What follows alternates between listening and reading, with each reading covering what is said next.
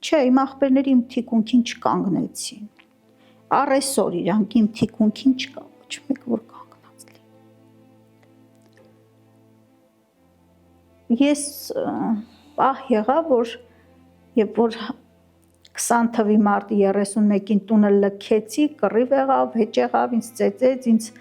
հավատա Աննա ջան, ես չի պատկերացնում, որ ես այս լուսին վրա կբացվի,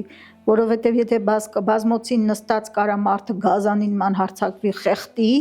ու ասի վերջ տեկել է, ես քեզ ասում եմ դու իմ ձեռով ես գնալու,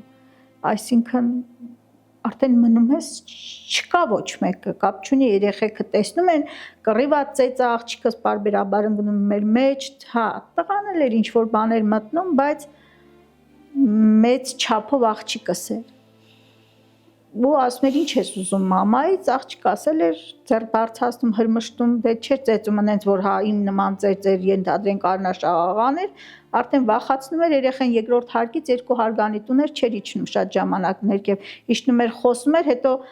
հերը որ առաջ էր գալի փախնում էր գնում էր երկրորդ հարկ, ասում էի մի խառն, որտեվ ծեծը ես ուտում եմ հերիք չի մի հատ էլ դու էլ ծեծ ուտելու այ բալա։